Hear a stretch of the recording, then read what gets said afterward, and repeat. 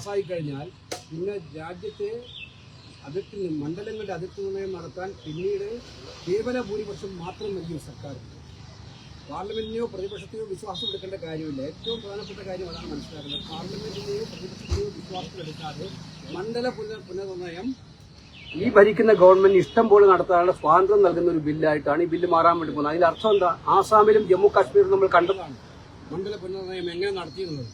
ഏകപക്ഷീയമായിട്ട് തങ്ങൾക്ക് ജയിക്കാൻ വേണ്ടി മാത്രം മണ്ഡലങ്ങളെ വെട്ടി മാറ്റുന്ന രീതി ആസാമിലും ജമ്മു കാശ്മീരിലും കണ്ടതാണ്.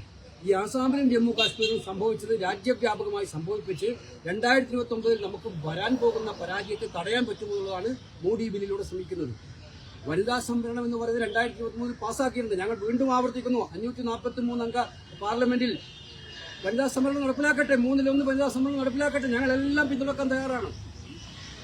വനിതാ സംവരണത്തിന് മരപിടിച്ചുകൊണ്ട് ഈ ജനാധിപത്യത്തെ മുഴുവൻ കശാപ്പ് ചെയ്ത് ഇന്ത്യയിലെ ഭരണം എല്ലാ കാലത്തും തങ്ങളുടെ കയ്യിൽ നിർത്താമെന്നാണ് ഈ ബില്ലിലൂടെ അവർ വ്യാമോഹിക്കുന്നത്. ഇതൊരു കാരണവശാലും അംഗീകരിക്കാൻ പറ്റും. അല്ല, അതൊന്നും നടക്കില്ല കാര്യമില്ല. എല്ലാവർക്കും മനസ്സിലാവില്ല ഇതൊക്കെ. വനിതാ സംവരണം 2023 പാസ്സാക്കിയപ്പോൾ തന്നെ ഞങ്ങൾ പറഞ്ഞതാണല്ലോ. സോണിയാഗാന്ധി, രാഹുൽ ഗാന്ധി, ഖാർഗെജി, ഈ 3 പ്രസംഗങ്ങൾ നിങ്ങൾ എടുത്തു നോക്കണം. അന്ന് ഞങ്ങൾ പറഞ്ഞതാണ്, നിങ്ങൾ ഇപ്പം നടപ്പിലാക്കണം, 2024 നടപ്പിലാക്കണം. 540 അംഗ സഭയിൽ 1/3 വനിതകൾക്ക് കൊടുത്തുകൊണ്ട് 2024 നടപ്പിലാക്കണം പാർലമെന്റ് ഇലക്ഷനിൽ. ആരാണ് നടപ്പിലാക്കാഞ്ഞത്? അവരല്ലേ അന്ന് കൊണ്ടുവന്നത് ഈ നിയമം. അവരാണ് കൊണ്ടുവന്നത്. ആദ്യം സെൻസസ്, പിന്നീട് ഡീലിമിറ്റേഷൻ, എന്നിട്ട് വനിതാ സംവരണം. ഈ കോൺസ്റ്റിറ്റ്യൂഷൻ ഭേദഗതി കൊണ്ടുവന്ന ആരാണ്? പ്രതിപക്ഷമാണോ? കോൺഗ്രസ് ആണോ? ഞങ്ങളന്ന് ആവശ്യപ്പെട്ടത് 543 അംഗ സഭയിൽ, ആ സഭയിൽ 1/3 വനിതകൾക്ക് കൊടുത്തുകൊണ്ട് വനിതാ സംവരണം ഉറപ്പാക്കണമെന്നായിരുന്നു. ഒട്ടും വൈകാതെ ഉറപ്പാക്കണമെന്നായിരുന്നു. അവരാണ് കൊണ്ടുവന്നത്. ആദ്യം സെൻസസിന് ശേഷം ഡീലിമിറ്റേഷൻ, എന്നിട്ട് വനിതാ സംവരണം. ഇപ്പൊ അവരെന്താ നേരിട്ട് മലക്കം മറിച്ചത്? എന്താണ് ഈ മലക്കം മറിച്ചതിന്റെ കാരണം? എന്താണ് ഈ മനസ്സിലാക്കേണ്ട കാര്യം? 2 സ്റ്റേറ്റുകളിൽ ഇലക്ഷൻ നടന്നുകൊണ്ടിരിക്കുമ്പം ഈ ഇന്നും നാളെയും നടത്തുന്ന സെഷനിലെ അജണ്ട ഇല്ലാന്നാണ് നിങ്ങൾ ധരിക്കുന്നത്. കൃത്യമായ അജണ്ടയായിട്ടല്ലേ അവർ വരുന്നത്. അപ്പൊ ജനാധിപത്യത്തെ എല്ലാ രീതിയിലും അവർ കശാപ്പ് ചെയ്തുകൊണ്ടിരിക്കുകയാണ്. EDയും CBIയും ഉപയോഗിച്ചുകൊണ്ട് കശാപ്പ് ചെയ്തിരിക്കുകയാണ്. ഇലക്ഷൻ കമ്മീഷനെ കശാപ്പ് ചെയ്തിരിക്കുകയാണ്, ഉപയോഗിച്ച് കശാപ്പ് ചെയ്യുകയാണ്. അപ്പൊ ഇതിലൂടെ സത്യത്തിൽ ഡീലിമിറ്റേഷൻ എന്ന് പറയുന്നത്, മണ്ഡല പുനർനിർണ്ണയം എന്ന് പറയുന്നത് തങ്ങളുടെ അവകാശം. നിങ്ങൾ മനസ്സിലാക്കേണ്ടത്, കേരളത്തിലെ താല്പര്യങ്ങൾ ആര് സംരക്ഷിക്കും? കേരളം പോലുള്ള സംസ്ഥാനത്തോട് നിരന്തരമായ അവഗണനയാണ്. നമ്മൾ തെക്കേ അറ്റത്തുള്ള സംസ്ഥാനമാണ്. ഞാൻ പ്രാദേശികവാദം ഞങ്ങളാരും പറയാറില്ല. പക്ഷെ മാന്യമായിട്ടുള്ള നീതി കൊടുക്കേണ്ട സംസ്ഥാനത്ത് ഇപ്പൊ പറയുന്നതാണ് അവർ പ്രഖ്യാപിക്കുക. ബില്ലിലൊരു പ്രൊവിഷൻ അതങ്ങനെ പറ്റുന്നത്. ബില്ലിനൊക്കെ മാത്രമല്ല, ഇതിനകത്ത് ഡീലിമിറ്റേഷന്റെ സാഹചര്യമാണ് നമുക്ക് മനസ്സിലാക്കേണ്ടത്. ഡീലിമിറ്റേഷൻ കമ്മീഷൻ ഉണ്ട്, ബില്ലിൽ പറഞ്ഞിട്ടുണ്ട്. ആരാ ഡീലിമിറ്റേഷൻ കമ്മീഷൻ? ഇവർ നിശ്ചയിക്കുന്ന സുപ്രീം കോടതി റിട്ടയർഡ് ജഡ്ജി. അത് നമ്മൾ കണ്ടു ആസാമിലും. സഹോദര, ഇപ്പം നമ്മൾ ചർച്ച ചെയ്യുന്നത് രാജ്യത്തിന്റെ ഏറ്റവും ജനാധിപത്യത്തിന്റെ അന്തസ്സത്തെ ബാധിക്കുന്ന വിഷയം. എനിക്കറിയില്ല എത്രമാത്രം മാധ്യമങ്ങൾ അതിനെ ഗൗരവമായിട്ട് കണ്ടുകൊണ്ടിരിക്കുന്നില്ല. ഞങ്ങളെ കുറ്റപ്പെടുത്തുന്ന അതിനെ ഉപയോഗിക്കുക.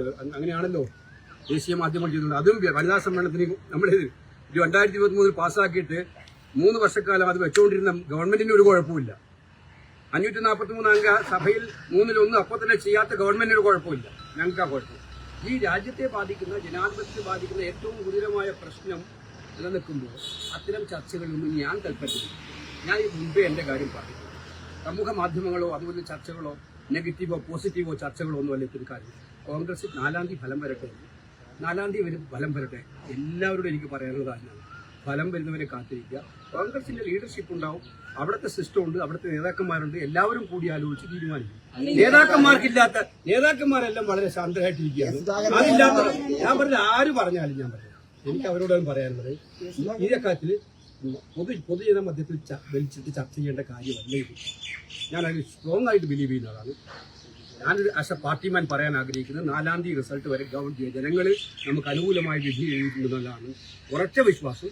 ആ ഉറച്ച വിശ്വാസം ജനങ്ങളെ വിശ്വാസത്തിലെടുത്ത് മുന്നോട്ട് പോവുക. അതിനപ്പുറം വേറെ ഇതിന് മാത്രമാണ് ചോദിക്കുന്നത്. ഈ കാര്യത്തിൽ ഇത്രയും പറഞ്ഞു. ഞാൻ പറയുന്നില്ല ഓരോരാൾക്കും അവരുടെ സ്വാതന്ത്ര്യം. ഞാൻ പറയുന്നത് പരസ്യ വിവാദങ്ങളിലേക്ക് പോകാതിരിക്കലാണ് നല്ലത് എന്നുള്ള കാര്യം ഞാൻ പറഞ്ഞു മാത്രമേ ഉള്ളൂ.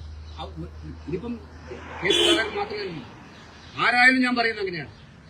നമ്മൾ പറയുന്നത് സ്വാഭാവികമായിട്ടും നമ്മൾ വേണ്ട ഇത്തരം ചെയ്ത കാര്യങ്ങൾ അങ്ങനെയാണ്. ചില മാധ്യമങ്ങളൊക്കെ ഇന്നലെ മിഞ്ഞാന്നൊക്കെ ചർച്ച ചെയ്ത് എന്നെക്കുറിച്ച് ചർച്ച ചെയ്തതിനെക്കുറിച്ച് പ്രവർത്തനങ്ങളിൽ വിഷമമില്ലേ? ഇല്ലേ? നമ്മൾ വട്ടപൂജ പൂജ ആയിക്കോട്ടെ. ഞാൻ കഴിഞ്ഞ 10 കൊല്ലമായിട്ട് ഞാൻ ഇത് കേട്ടുകൊണ്ടിരിക്കുകയാണ്. മനസ്സിലായില്ലേ? ഈ വിമർശനമൊക്കെ കേട്ടു. ചില പാർട്ടി അവരാണ് തീരുമാനിക്കുന്നത്, അവർ തീരുമാനിക്കട്ടെ. ഓ അത് ശരി. സഹോദര, ഞാൻ പറഞ്ഞു കൃത്യമായി വെയിറ്റ് ഫോർ ദ റിസൾട്ട്. ഈ റിസൾട്ട് കാരണം ഇതിനകത്ത് ഞാൻ എൻ്റെ കൃത്യമായ കാര്യം പറഞ്ഞു. നമ്മളെല്ലാവരും പാർട്ടിക്കാണ്, ഞങ്ങളുടെ നേതാക്കന്മാരെല്ലാം യോജിച്ച് പ്രവർത്തിക്കുന്നവരാണ്. ആ പ്രവർത്തിക്കുന്ന യോജിപ്പ് ഇപ്പോഴുണ്ട്. കേരളത്തിലെ കോൺഗ്രസ് ഭയങ്കര ഉരുൾപൊട്ടലുണ്ടാവും. തെരഞ്ഞെടുപ്പിന് മുമ്പ് ഇതായിരുന്നു നിങ്ങളെല്ലാം പറഞ്ഞുകൊണ്ടിരുന്നത്.